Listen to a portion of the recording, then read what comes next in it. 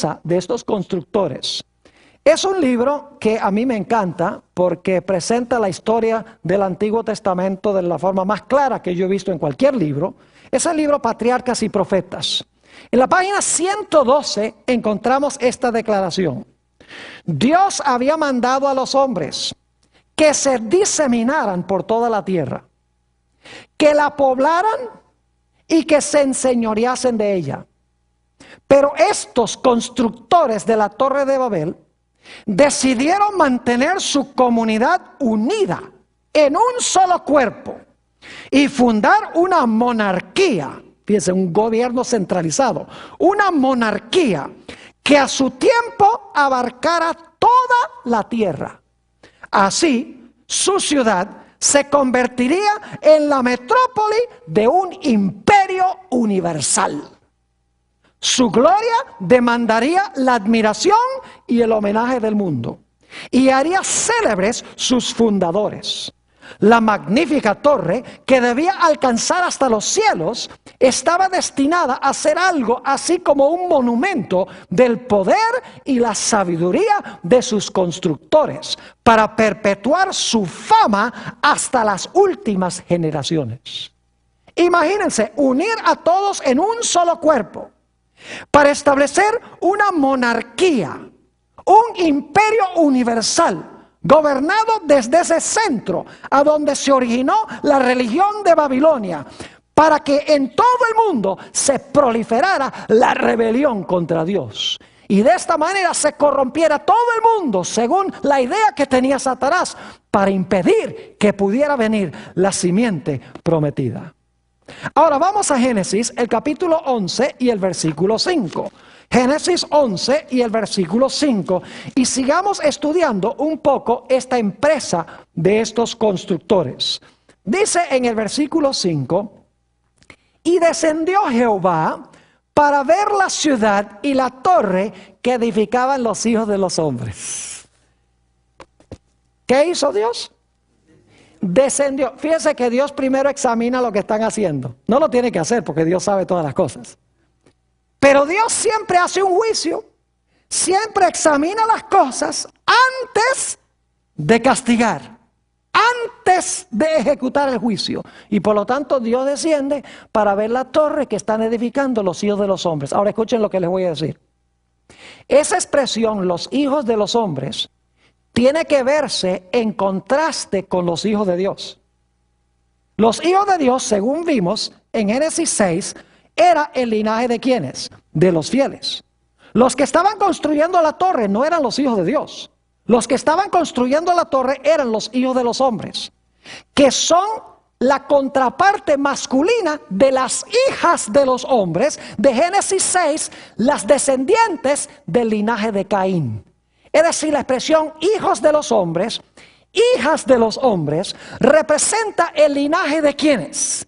El linaje de los caídos. Es otra evidencia de que esta empresa era una empresa impía de rebelión en contra de Dios.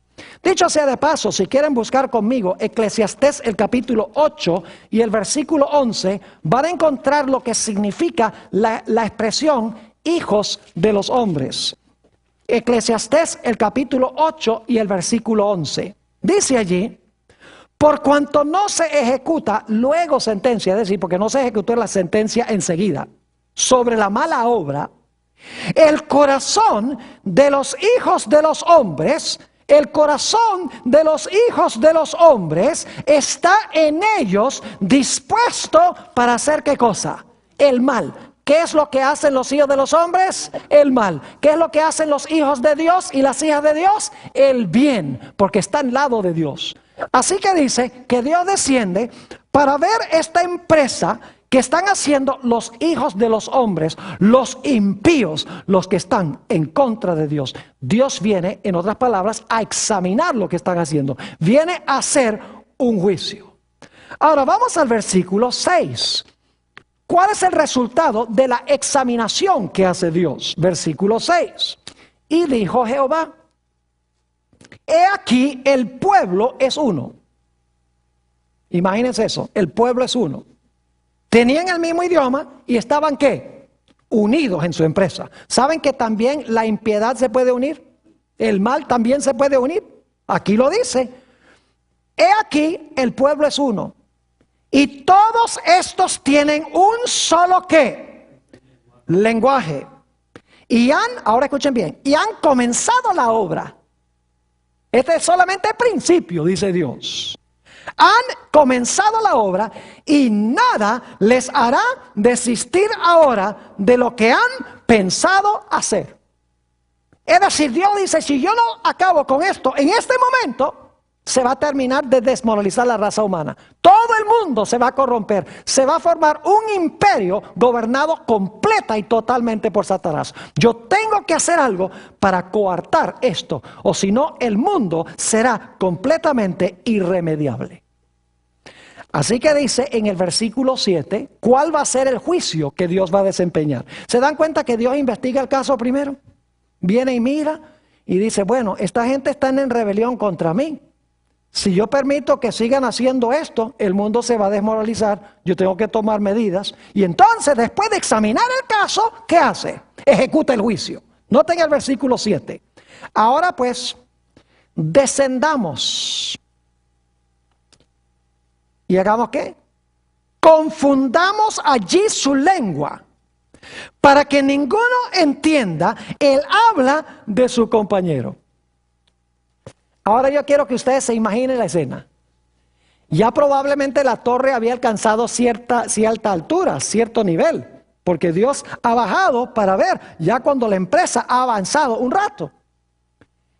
Imagínense que tenían que pasar los ladrillos de la parte de abajo a los que estaban trabajando arriba.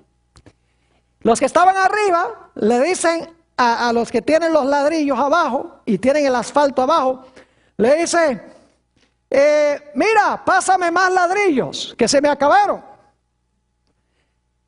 Y el de abajo dijo, what did you say? Tenían un idioma. Y ahora unos empiezan a hablar francés, y otros empiezan a hablar alemán, y otros empiezan a hablar español, y otros empiezan a hablar portugués, y otros empiezan a hablar, quién sabe, ruso, chino, japonés. Se formó la Babilonia. No se pueden comunicar. No pueden continuar construyendo la torre. Es decir, Dios confundió sus lenguas, los dividió. Y no cabe duda alguna de que esta empresa terminó con contiendas. Imagínense las peleas que se habrán formado entre esa gente. Imagínese usted que todo el mundo tiene el mismo idioma y de repente la gente empieza a hablar cada uno un idioma diferente. Confusión. La palabra Babilonia significa confusión.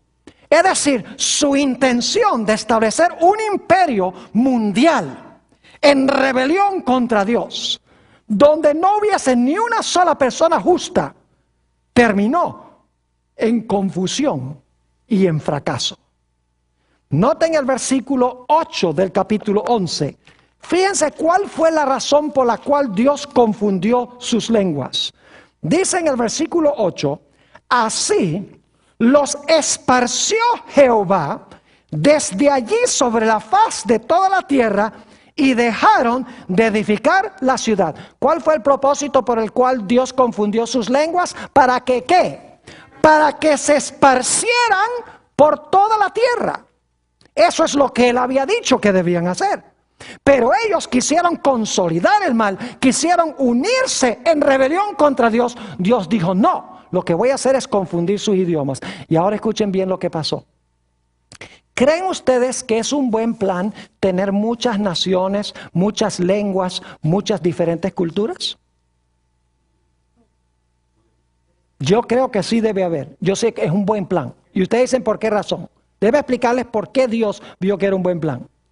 Es mucho más difícil crear una rebelión mundial con muchos diferentes grupos pequeños. Es mucho más difícil que todo el mundo se una comúnmente en rebelión cuando uno tiene muchos diferentes idiomas, muchas diferentes sociedades y muchas diferentes culturas.